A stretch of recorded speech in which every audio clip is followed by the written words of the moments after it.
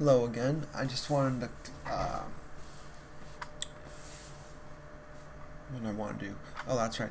I wanted to give a little bit of updates on life. Let's see. Let's take a look here. Which I've been up to. I think I'm gonna share the process of. See, remember the bunny from last time? The bunny from last time is now in the logo. So this is the game I'm working on. I'm doing the tutorial on how to make games, but I made my own character. I made my own program for making the art. If you guys want to try out the program I made for making out the art, you can. And I mean, I think he looks pretty cool. Look at the animation. Like, so this is Thax. This is going to be the hero of this game. And I'm going to show you the program I made to make the art. Codename Blanker, Maglar. There we go. Okay, check this out. Is it working? Okay. So I import, boom. I have that's how I'm making the images, right? I'm taking one character and I'm like saying, okay, this is my rough for this guy, and then I'm choosing a background color, confirm the color. I made this whole program. How sick is this? Go.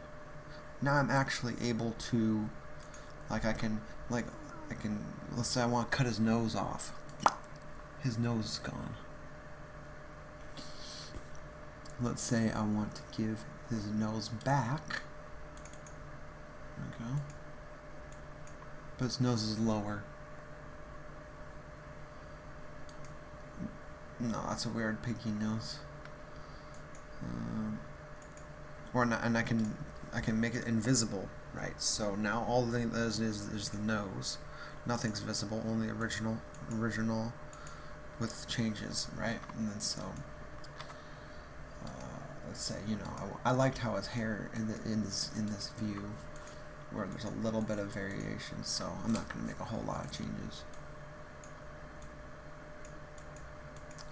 You know, so then I'm double click on that, export it, boom. And then so that's how I've been doing it. So just wanted to give you all a little taste of that. Recap. So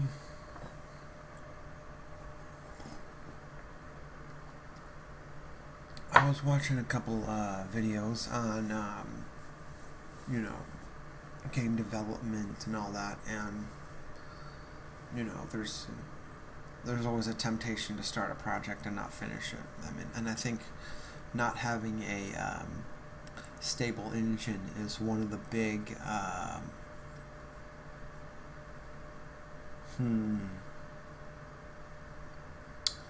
wouldn't even call it a roadblock. I call it a humongous boulder if you're don't have a large team, or you don't have a well-funded team, because even though, like, I'm really good at coding and solving problems and stuff like that,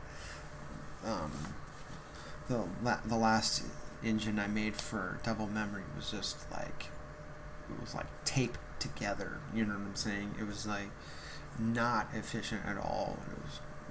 Wouldn't even run right on another computer, and then, but this one though, the one I made for creating the art for the sprites and stuff, that works great even on my other computer over here. And so it's just so simple, and every step of the way I was like testing it out. But that art creation program isn't using sound. It's not, you know, doing double buffered graphics or anything like that. It's not exporting straight to an exe. I mean, I'm using the Game Maker Pro right now, and I mean, it's exporting to an exe. Done. And I just think that's amazing. That's a lot of work, and so I'm going to push it.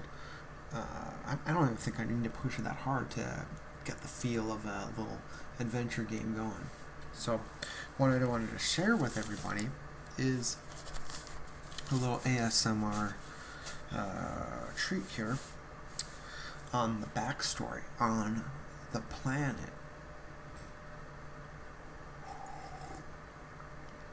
where the story takes place. So tell me what you think here. Okay.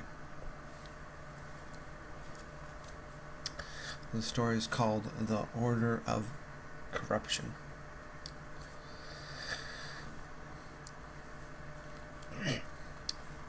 The sleepy world of Solon rested among the heavens with his two sisters, Aegea and Candrid. Every year they traversed and danced and enjoyed the warmth of their father, Ruval. Yet Ruval had a secret. Every 100,000 years, a comet named Yent entered the kingdom of Ruval. Yent was dense and powerful, and he exuded a toxic tail that caused sickness upon the lands of Candrid and Aegea. This sickness lasted for 40 days and 40 nights. Ruval would wail and scream at the sight of his sick daughters, and his voice could be heard for many, many miles. Yet the resting child world of Solon would barely wake from this occasional calamity. He continued to drift aimlessly, luckily dodging the scorn of Yent. As each visitation of Yent passed throughout the ages, he drew closer and closer to Ruval. Yes, Ruval thought. Come hither, vile Yent, fight me. And the next time you sully my domain with your poisonous tail, I will be waiting. And if you approach my daughters again, believe you me, Yent, my voice shall be heard. Another eon passed, and Yent entered the kingdom of Ruval. He taunted Ruval by coming closer to Ruval and his daughters than ever before. Ruval waited patiently and said nothing, until finally, when Yent came close enough, Ruval yelled with extreme rage. His words were as fire and tore the tail of Yent clean off, and the bulk of Yent's body was destroyed. The head of Yent was split into two pieces. One piece hurtled and barely missed the youngest daughter, Aegea. Her waters shuddered under the enormity of the situation. Yet the other half of Yent crashed upon the crown of Candrid. Her beautiful white crown was turned green and sallow like tired bronze, and Candrid feared she would never marry. My daughters, poor Candrid, delicate Aegea, I have failed you. I am in grief, yet at least your brother is unharmed, Ruval said. For 1,000,000 years, Ruval gave all his light to try and heal and cheer up his daughters. But to Ruval's surprise, the slow-moving Solon turned to face his father, and Ruval saw a small yet terrible fragment of Yent lodged into the spine of his son. In solemn slumber, he nary smote. In solemn slumber he nary spoke of the injury, nor the pain, but it was indeed there. It is upon the resting world of Solemn where our story begins. The order of corruption. What do you think?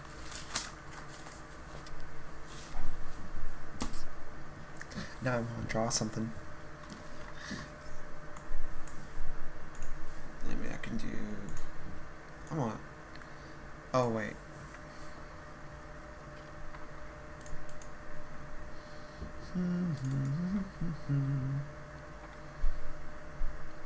Back, plat, yeah, okay.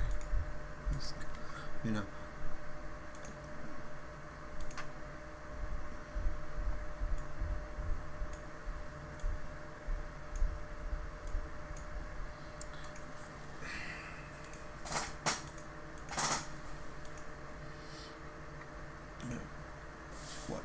What kind of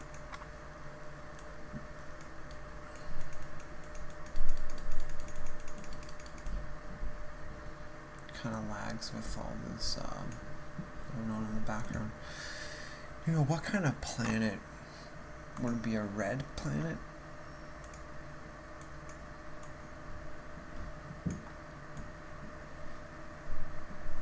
Ooh.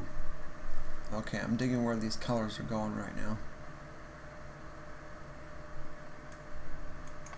Now I'm going to add my laser brush. There we go, now we're getting somewhere.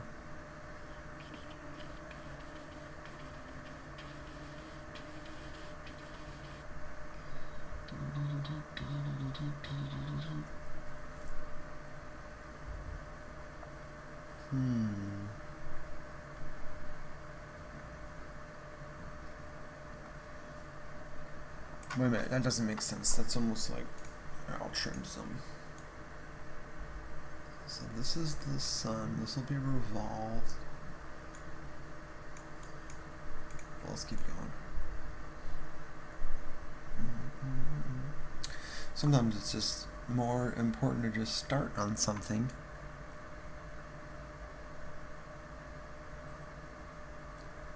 than it is to overthink it. Let's just get started.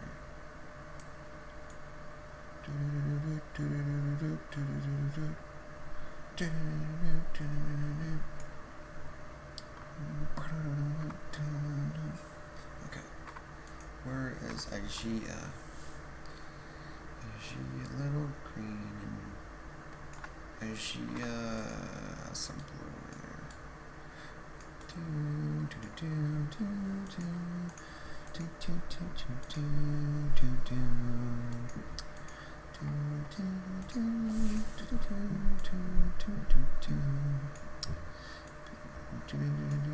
Cool. Solemn. What kind of planet was it named? Make him a little bit of a mix.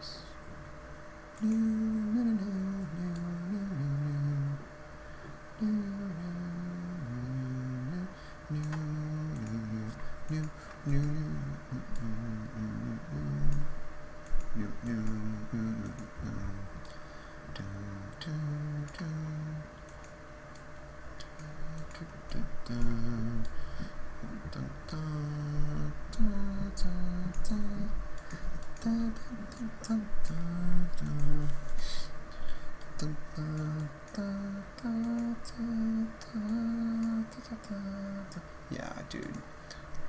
Solemn has lots of climates.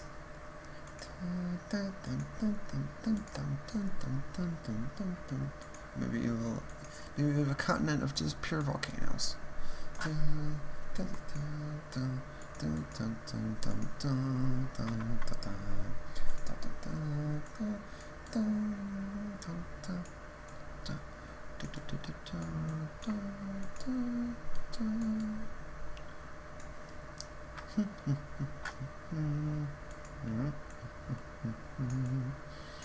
Okay, we got Solemn, Aegea, and then frosted crown of Kindred.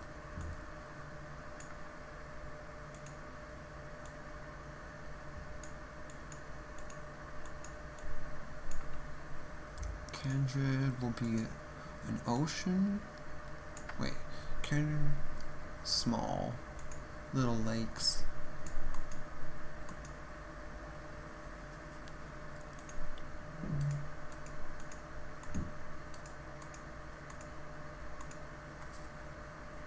With a frosted crown.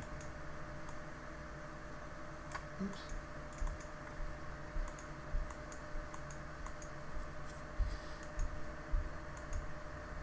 Dude, she's getting huge. Whoops.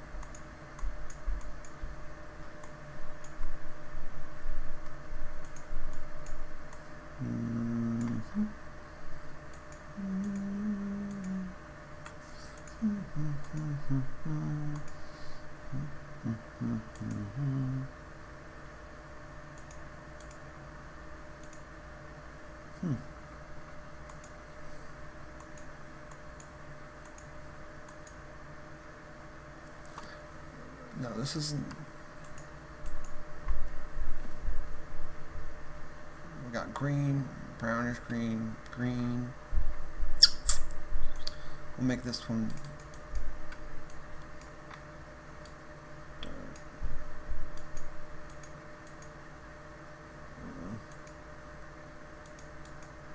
There we go.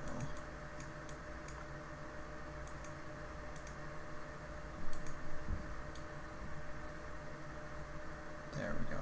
Auto shaders helping me out. And then I need a little bit of contrast. Hello, computer. There we go.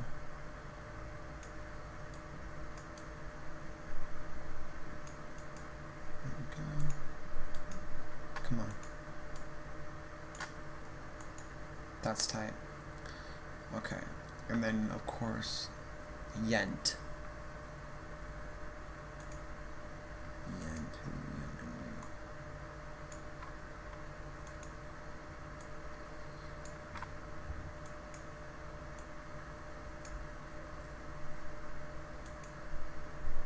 What's a good radioactive color like?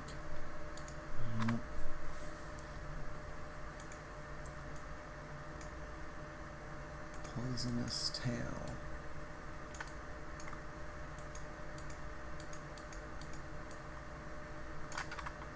That was laser brush. Okay, some purple.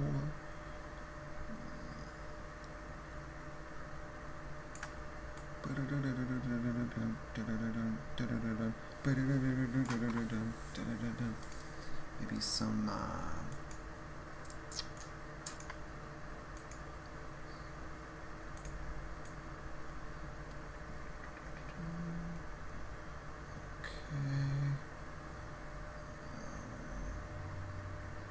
and then just kind of speckle it.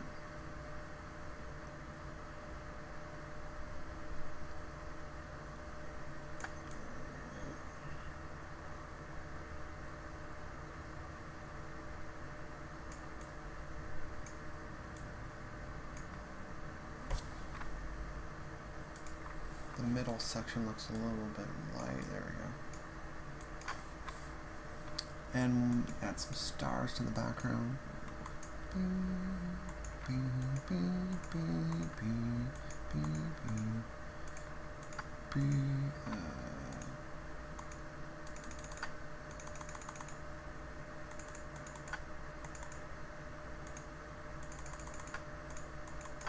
Some are close, some are far.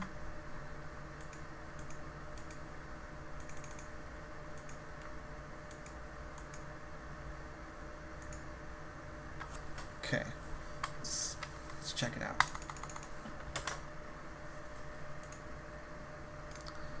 Hey! I think it looks great. Boom, boom,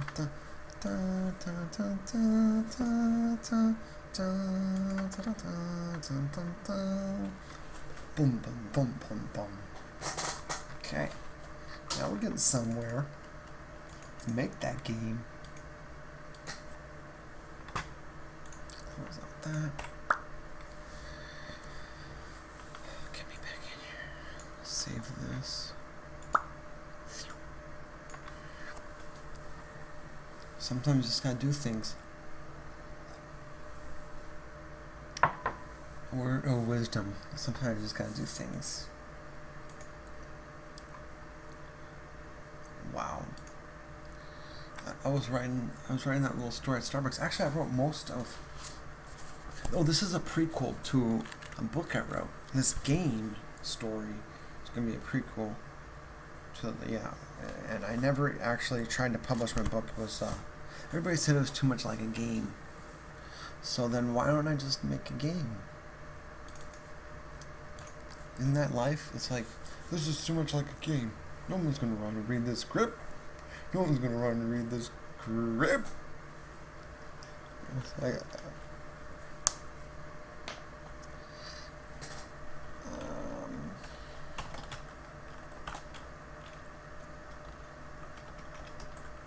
no, this is a story.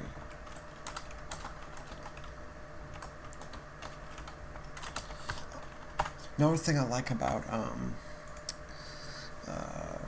Game Maker Studio so far is like I'm not getting punished at all for file formats, anything. I'm just doing everything as PNGs, which I'm used to with Java, and with Android I'm just like dropping it right in.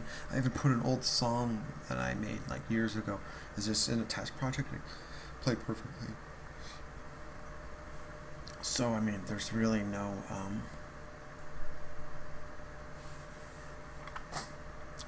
reason at all to really stress on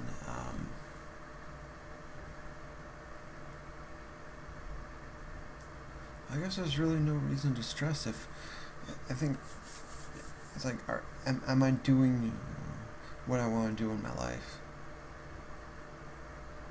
It's like, yeah, but I mean, the thing is, I've been making, adventure games with pen and paper. I remember doing that when I was, I think in first grade. And what's the difference? Why is this certain medium of the interactive digital computer game type thing interesting?